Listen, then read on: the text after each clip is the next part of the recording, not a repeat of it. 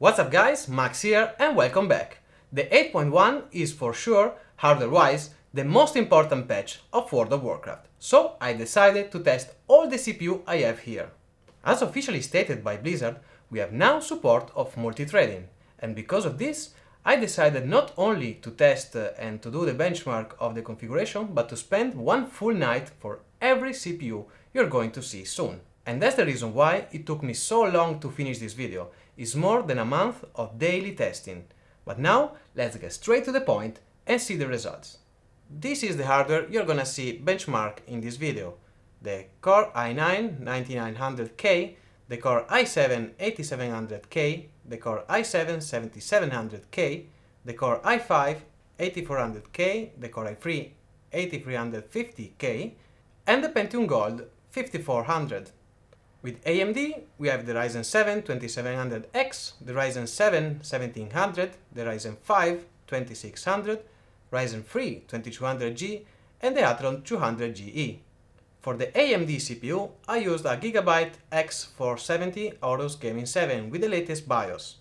For the Intel, I used the Asus Z370 Maximus X Apex, again with the latest BIOS and microcode update, with the only exception of the Core i7 7700K that I use an Asus motherboard Mini ITX based on the chipset Z170.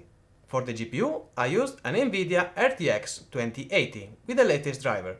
In fact, I started with the previous version of the driver and then I had to check it again with the latest one to see if there was improvement or not. For the memory, I used the Gskill Flare X 3200 MHz C14, taking consideration that with the AMD Athlon 200GE, the speed of the memory was limited to 2600 and the Pentium Gold was limited to 2400, and the usual component that I have on my test bench. Again, Windows 10, latest version, updated with the latest patch. Before we start, there's one important thing that we need to talk about.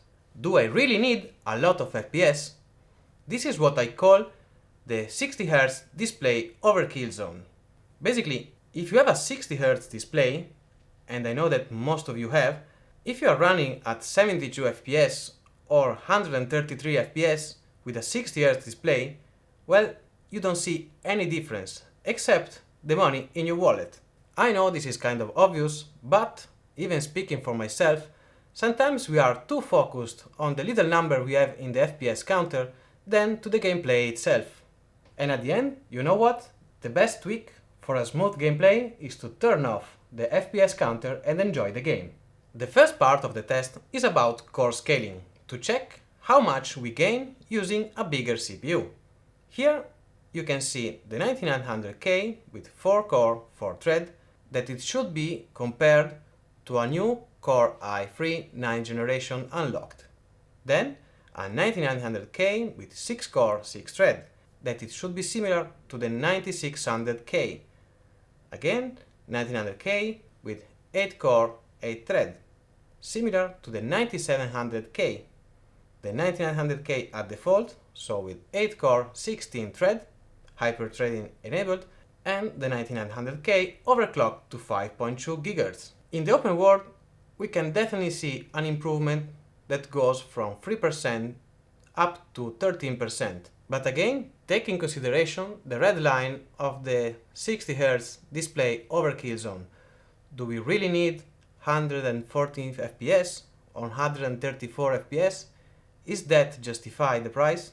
Moving on, in Dungeon, we have even better results. That goes from a plus 5% to a 27% increase. And it may seem strange, but with only 8 core, 8 thread, we have better performance overall, even against the 9900K overclocked. So it means if instead of buying a 9900K you buy a 9700K, you probably save money and have better performance. Or if you need all the 8 core 16 thread, when you play World of Warcraft, if you can, just disable the hyper-threading to have more performance. In Raid, again, we have a positive scaling, but it's not that impressive as for the previous two benchmarks. And still keep in mind that we have more than 75 FPS in the 1% lows. with an average of 145 FPS, and this is because we are limited by the GPU. If I've done the test with a more powerful graphics card like the TI version, probably the average will be much higher. So we can definitely talk about multithreading support, but the good improvement of this patch doesn't end here. If we take a look to the previous test that I've done for the patch 8.0, we have an average of 26% improvement. And we have more or less the same gain across all the CPU tested. And this is a very important achievement because if you are playing with a 144Hz display, now you can approach that kind of numbers, and if you're playing with a low budget CPU, you can finally now have a steady 60 FPS in most of the zone. Keep in mind that in Aourus, every CPU now, except the top-end i7, struggles a bit. This benchmark is related to the open world in general. If you go in Aourus with a Ryzen first generation, you'll probably stay at 40 FPS, 45. And if you have a second generation Ryzen, you may have 50 FPS, 55 or 60. I think they still need to do some kind of optimization in the highly populated areas. But compared to the patch 8.0, at least now you don't have that big frame drop and the game should be more or less smooth. In dungeon, once again, we have more or less a 27% improvement. The number of this benchmark are referring to the 1% lows. So the lowest frame rate you have in a big fight. The average is much more higher than this, but this is the worst case scenario. So translated to the practical, if you use the looking for group and you end up in a dungeon with a crazy tank that pulls everything, this is the lowest frame rate you may have in a very big pool. And since that I use mostly for this test, for this dungeon test, my druid healer, trust me, I've seen a lot of big pool. It's incredible how crazy people we have as a tank in that kind of group.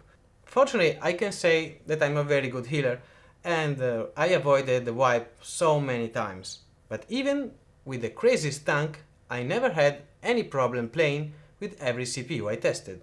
Alright, let's start with the real benchmarks. This test is made with a Gryphon run using the command time test 1 from the lowest point to the upper point in Kultiras.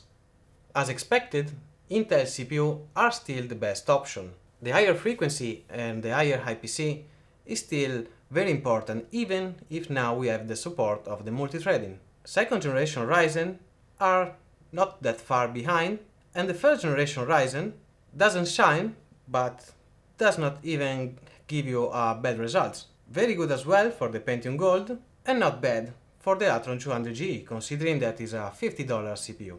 And now with the latest BIOS we can overclock it easily to 4 GHz. In QHD we have more or less the same numbers, so I think that from now on I'm going to use only this resolution for the CPU test. Testing 1080p and QHD is kind of redundant and honestly it took a lot of time. But anyway, let me know if you disagree in the comment section.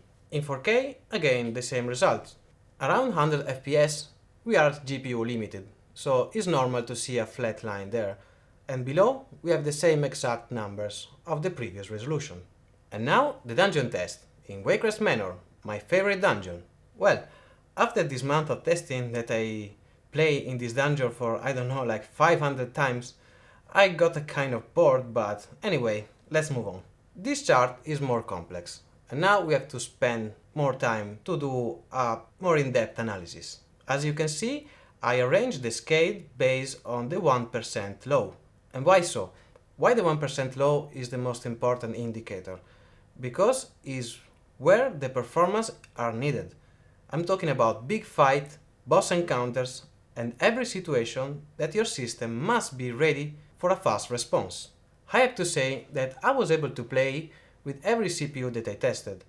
With the Pentium Gold or the Athlon 200G, sometimes I was in some situation that I saw a frame drop, but nothing that prevents me to do my job as a healer or as a tank or as a DPS. One thing that really impressed me is the performance of the Core i7 7700K. This is for sure a CPU that is aging very well And if you have that in your system, you may not consider to change anytime soon, at least if you play only World of Warcraft. In QHD we have more or less the same results, nothing new. Again, the Core i7-7700K show his muscle being at the first position. In 4K we have a slightly different results. In fact, the Ryzen 7 2700X is at the third position, but here we are heavily GPU bound. Last but not least, the RAID performance test. Here I decided to run only at QHD quality 10. Why that? This is because at 1080p we have the same exact numbers, and in 4K now finally we are GPU bound. So from now on the CPU test that I'm going to do will be only at this resolution, for the reason that I told you before. Testing the RAID is a very time-consuming activity, and honestly I prefer to test more configuration than to do useless tests like in 1080p and having the same numbers.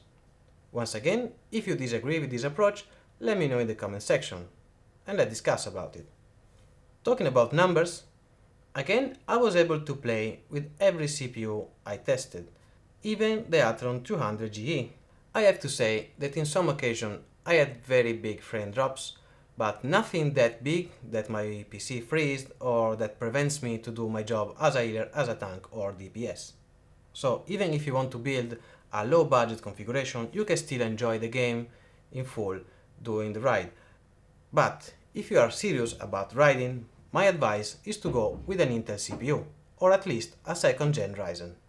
If you see in the chart, I have as well the 0.1% low, but honestly I don't consider that too much, because with a 1% low is the real frame drop you might encounter in a big fight. I honestly never seen at naked eye the frame rate going below the 1% low. When you plan your next build, always remember the refresh rate of your monitor.